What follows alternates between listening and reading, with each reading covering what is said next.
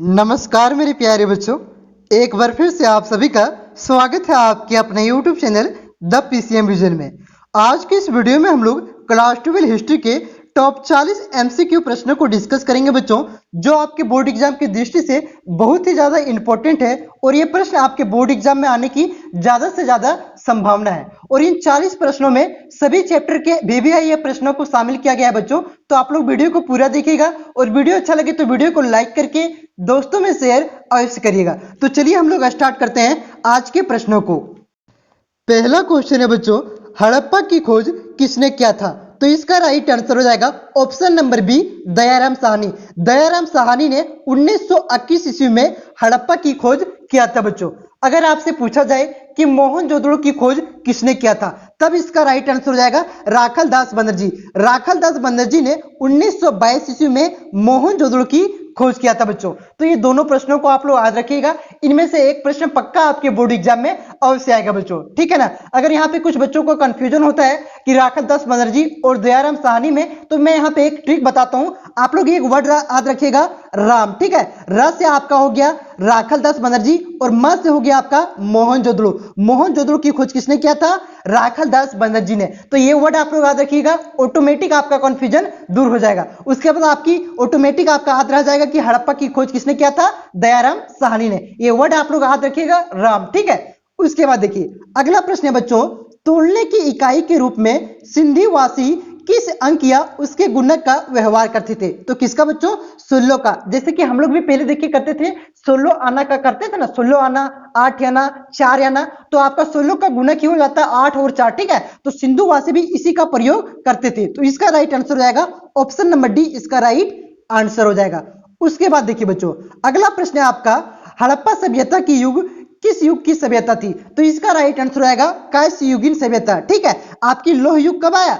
आपका लोह युग आया उत्तर वैदिक काल में। लोहा की खोज कहां पे हुआ था बच्चों? उत्तर वैदिक काल में लोहा का खोज हुआ था। हड़प्पा आपका कांस्ययुगीन सभ्यता था। ऑप्शन नंबर सी इसका राइट आंसर हो जाएगा। उसके बाद देखिए अगला प्रश्न है बच्चों, हड़प्पा किस नदी के किनारे स्थित है? तो इसका राइट आंसर हो जाएगा रावी नदी के किनारे, ठीक है। और ये आपका मोहनजोदड़ो सिंधु नदी के किनारे है। तो यहाँ पे बहुत सारे बच्चे कंफ्यूज कर जाते हैं कि हड़प्पा सिंधु नदी के किनारे है कि मोहनजोदड़ो सिंधु नदी के किनारे है। तो यहाँ पे मैं आपको एक ट्रिक बता रहा हूँ प्यारे बच्चों, मोसी, मोसी हम लोग बोलते हैं ना, ठीक है। तो मोसी आप लोग याद रखिएगा, म से हो गया आपका मोहनजोदड़ो, स से हो गया आपका सिंधु नदी, ठीक है ना। तो मोसी आप लोग याद रखिएगा, हड़प्पा किस नदी के किनारे है, ऑटोमेटिक आपका यहाँ पे क्लियर हो जाएगा, ठीक है। तो मोहनजोदड़ो आपका सिंधु नदी के किनारे है, मोसी से पता चल जाएगा, और हड़प्पा आपका रावी नदी के किनारे है, इससे आपका पता चल जाएगा, ठीक है। उसके बाद देखिए अगला प्रश्न है बच्चों, सिंधु घाटी सभ्यता में विशाल स्नानागार का अवशेष कहां से मिला है? तो इसका राइट आंसर हो जाएगा मोहनजोदड़ो। विशाल अन्नागार, ठीक है, स्नानागार, सबसे बड़ा नगर, सारा पे आप लोग आंसर टिक करिएगा मोहनजोदड़ो। ऑप्शन नंबर सी इसका राइट आंसर हो जाएगा बच्चों। उसके बाद देखिए अगला प्रश्न है, सिंधु घाटी सभ्यता में सबसे विशाल नगर कौन सा है? तो सबसे विशाल नगर का यहाँ पे बात किया जा रहा है। तो क्या हो जाएगा बच्चों? मोहनजोदड़ो। सबसे विशाल नगर, सबसे बड़ा अन्नागार, सबसे बड़ा स्नानागार, सारा आपका मोहनजोदड़ो। इस प्रकार से बड़ा बड़ा जहां पे आएगा मोहनजोदड़ो, वहां पे राइट आंसर हो जाएगा। 90% केस में इसी तरह से होता है, ठीक है। उसके बाद देखिए 7वां प्रश्न है बच्चों, कोलकाता में स्थित एशियाटिक सोसाइटी की स्थापना किस वर्ष हुई थी? तो कब हुआ था बच्चों? 1784 में एशियाटिक सोसाइटी की स्थापना हुआ था बच्चों। ऑप्शन नंबर सी इसका राइट आंसर हो जाएगा।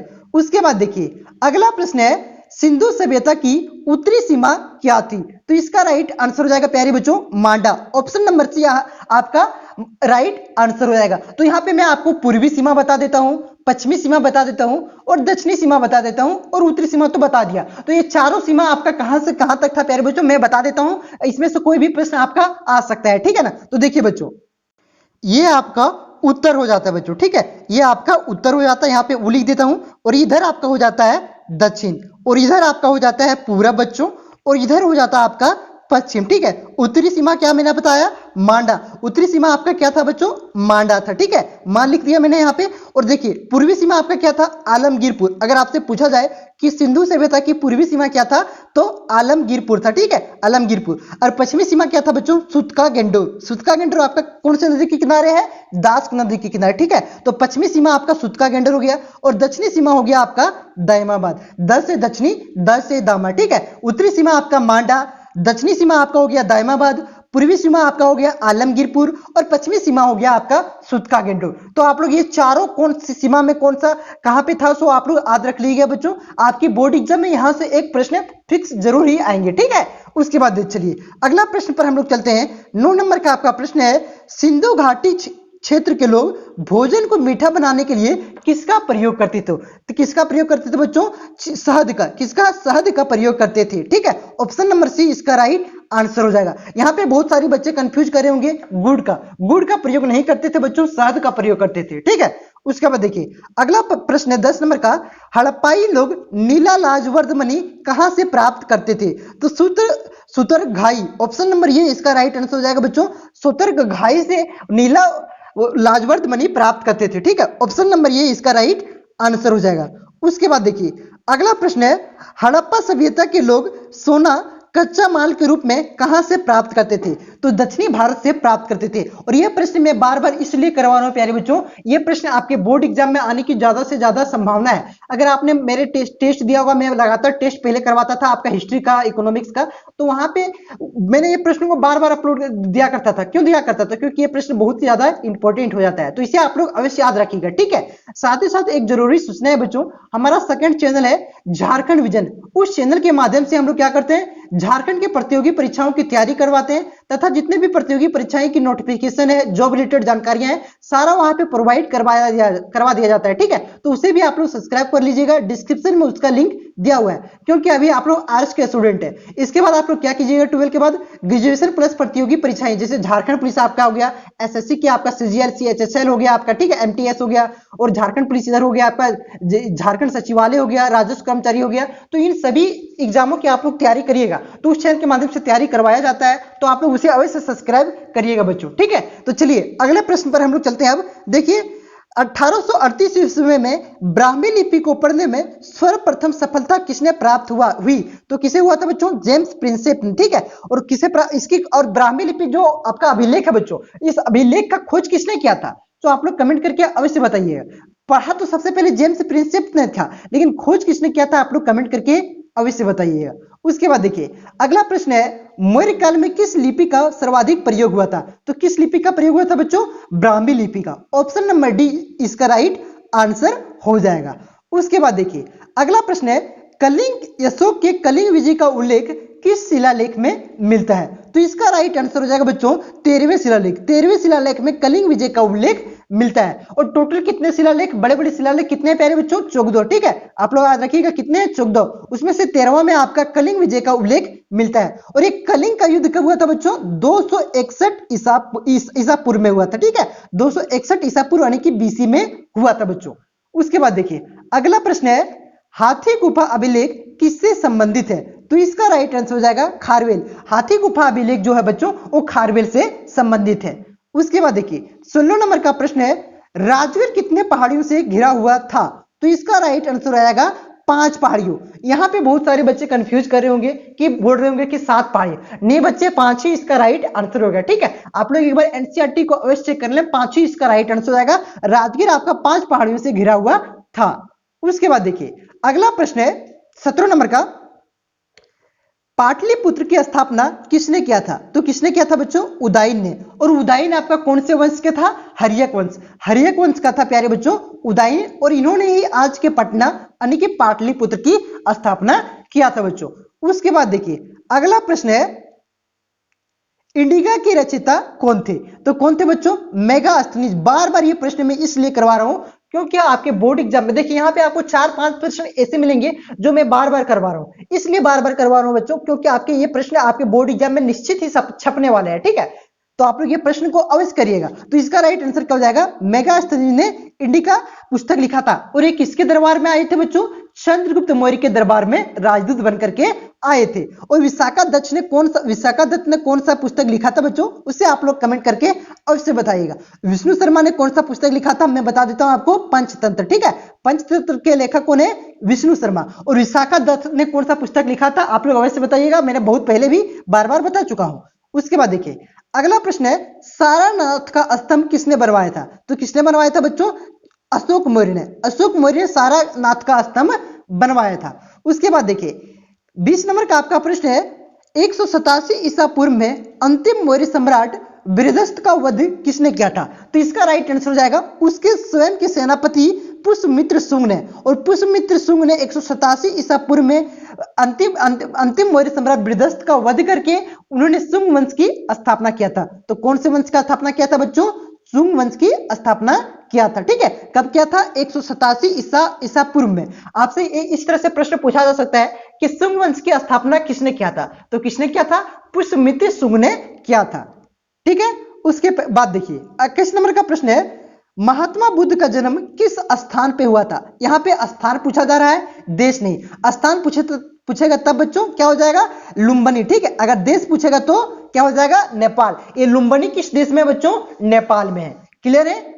उसके बाद देखिए अगला प्रश्न है, औरंगजेब की मृत्यु कब हुई थी, तो इसका राइट आंसर हो जाएगा बच्चों 1707 ईस्वी में। कब हुआ था, 1707 ईस्वी में औरंगजेब की मृत्यु हुआ था।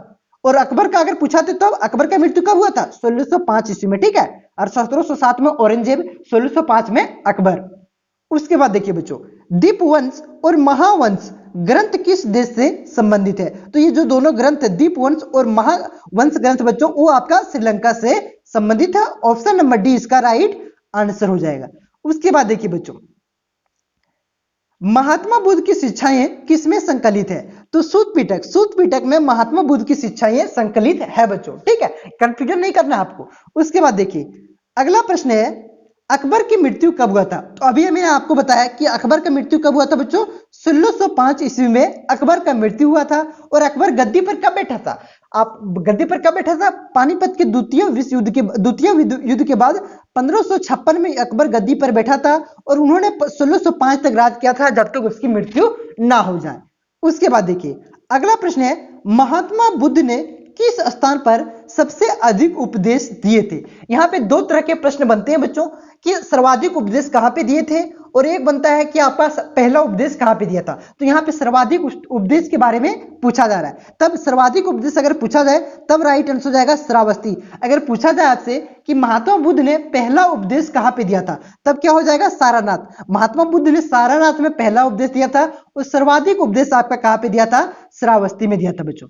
क्लियर है। उसके बाद देखिए 27 नंबर का प्रश्न है बच्चों, अवध सूबा वर्तमान के किस राज्य में है, तो किस राज्य में बच्चों, उत्तर प्रदेश में। जो अवध आपका है वो वर्तमान के किस राज्य में है, उत्तर प्रदेश में है बच्चों।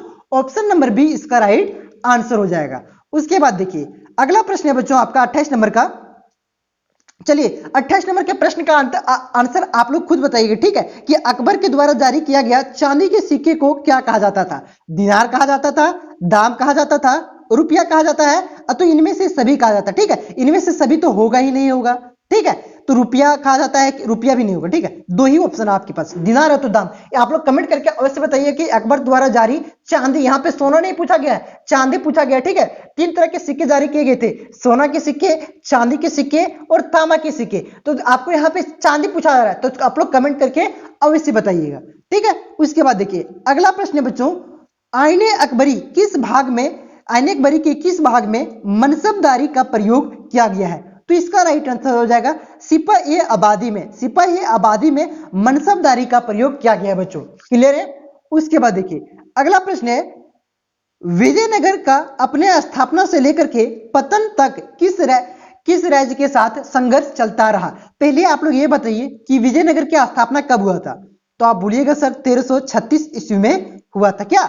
अब इसके अंत कब हुआ, इसका पतन कब हुआ था बच्चों, 1565 ईस्वी में। तालीकोटा युद्ध के बाद विजयनगर साम्राज्य का पतन हो गया बच्चों। ठीक है, तो ये जो स्थापना से लेकर के 1565 तक किसके साथ दुश्मनी इसका चलते रहा था बच्चों, तो वह है बहमनी राज्य के साथ जब से स्थापना हुआ था विजयनगर का, और जब तक अंत हुआ तब तक इसका दुश्मनी उसके साथ चलते रहा था, मतलब खानदानी दुश्मनी था। ठीक है बच्चों, और इसकी स्थापना किसने किया था, हरिहर और बुका नामक दो भाइयों ने किया था बच्चों।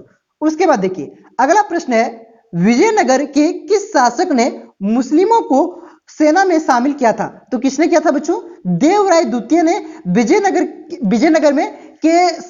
विजयनगर के सेनाओं में मुस्लिमों शासकों को शामिल किया था, मुस्लिमों को शामिल किया था बच्चों। ठीक है, किसने? देवराय द्वितीय ने। उसके बाद देखिए विजय का शहर किस साम्राज्य को कहा जाता है? तो किसे कहा जाता है बच्चों? विजयनगर का। ठीक है, विजय का शहर किसी को कहा जाएगा? विजयनगर का। ऑप्शन नंबर बी इसका राइट आंसर हो जाएगा बच्चों। उसके बाद देखिए अगला प्रश्न है, विजयनगर की मातृ देवी किसे कहा गया है? तो किसे कहा गया बच्चों? माया देवी, सॉरी आपका पंपा देवी। पंपा देवी को इसका राइट आंसर ऑप्शन नंबर ये होगा, माया देवी नहीं होगा, कंफ्यूज हो गए तो। ठीक है, पंपा देवी को विजयनगर की मातृ देवी कहा जाता है। उसके बाद देखिए अगला प्रश्न है, बृहदेश्वर का मंदिर कहां स्थित है? तो कहां पे स्थित है प्यारे बच्चों? तंजावुर में। तंजावुर में आपका बृहदेश्वर का मंदिर स्थित है बच्चों। ऑप्शन नंबर ये इसका राइट आंसर हो जाएगा। उसके बाद देखिए अगला प्रश्न है, अकबर का शासनकाल क्या था? तो कब से कब था प्यारे बच्चों? पानीपत का द्वितीय युद्ध वो जीतता है, उसके बाद 1605 उसकी मृत्यु होने तक वह शासन करता है। तो पानीपत का द्वितीय युद्ध कब हुआ था? 1526 में, और इन्होंने इसकी मृत्यु कब होता है? 1605 ईस्वी में। तो इसका राइट आंसर ऑप्शन नंबर ये इसका राइट आंसर हो जाएगा बच्चों। उसके बाद देखिए 36 नंबर का आपका प्रश्न है, तीर्थ यात्रा पर कर को किस मुगल शासक ने समाप्त कर दिया था? मतलब आप कहीं से तीर्थ करिएगा प्यारे बच्चों, जैसे आप केदारनाथ जाते हैं, चारों धाम की यात्रा करते हैं ना, तो उस समय क्या था, अगर आप तीर्थ करिएगा तो आपको यहाँ पे टैक्स देना होगा, कर देना होगा। तो इसको किसने समाप्त किया था बच्चों? इसका राइट आंसर हो जाएगा अकबर ने। अकबर ने समाप्त कर दिया था। देखिए अकबर ने आपका सारे धर्म को देखते थे, सारा धर्म को प्रति उसका रुचि था बच्चों, सारे धर्म का यह सम्मान करते थे। ठीक है ना। उसके बाद देखिए अगला प्रश्न है, बुलंद दरवाजा का निर्माण किस मुगल शासक ने किया था? तो किसने किया था? अकबर ने किया था। और ये बुलंद दरवाजा का निर्माण बच्चों कहां पे है, सो आप लोग कमेंट कीजिएगा। और इसका निर्माण जो है वो कहां के विजय के उपलक्ष्य में अकबर ने करवाया था? गुजरात के विजय के उपलक्ष्य में इस बुलंद दरवाजा का निर्माण करवाया था बच्चों। लेकिन ये बुलंद दरवाजा कहां है? बहुत ही आसान प्रश्न है बच्चों, आप लोग कमेंट करके अवश्य बताइएगा। ठीक है। उसके बाद देखिए अगला प्रश्न है, चांदनी चौक दिल्ली का डिजाइन किस मुगल महिला ने तैयार किया था? तो किसने किया था बच्चों? देखिए च से चांदनी, चांद आपका सारा जहां से सुंदर दिखता है कि नहीं? दिखता है कि नहीं? तो चांद से चांदनी, और जहां से हो गया जहां आ रहा है। ठीक है, इस प्रकार से आप लोग याद रख सकते हैं। देखिए ट्रिक का मतलब ट्रिक कहां पे लगाया जाता है जानते हो? जहां पे कंफ्यूजन रहता है। ठीक है, जहां पे कंफ्यूजन रहता है वहां पे ट्रिक लगाया जाता है। अगर आप प्रत्येक जगह पे ट्रिक लगाइएगा उससे अच्छा होता है प्रश्नों को याद करना, और जितना अच्छा आप मुंह में कंठस्थ रखिएगा प्रश्नों को, उतना आपके लिए फायदा होगा बच्चों। कंफ्यूजन होता है, आप याद करके थक गए हैं और आपका कंफ्यूजन हो रहा है, इसका लग रहा है, तब ट्रिक का यूज किया जाता है। ठीक है, तो ट्रिक का ज्यादा प्रयोग नहीं करिएगा, नहीं तो ज्यादा प्रॉब्लम हो जाएगा आपके साथ। उसके बाद देखिए अगला प्रश्न है, विश्व का प्रथम लोकतांत्रिक व्यवस्था किस महाजनपद में मिलती है? तो कहां पे मिलती है प्यारे बच्चों? लिच्छवी में आपका विश्व की प्रथम लोकतांत्रिक व्यवस्था मिलती है प्यारे बच्चों। ऑप्शन नंबर बी इसका राइट आंसर हो जाएगा। उसके बाद देखिए अगला प्रश्न है, बुद्ध की मानवाकार मूर्ति पहली बार किस कला में बनाई गई थी? तो इसका राइट आंसर हो जाएगा मथुरा कला। मथुरा कला में बुद्ध की पहली बार ये मूर्ति बनाई गई थी। ठीक है ना, मानवाकार मूर्ति बनाया गया था। बुद्ध की मानवाकार मूर्ति पहली बार किस कला में बनाई गई थी? मथुरा कला में।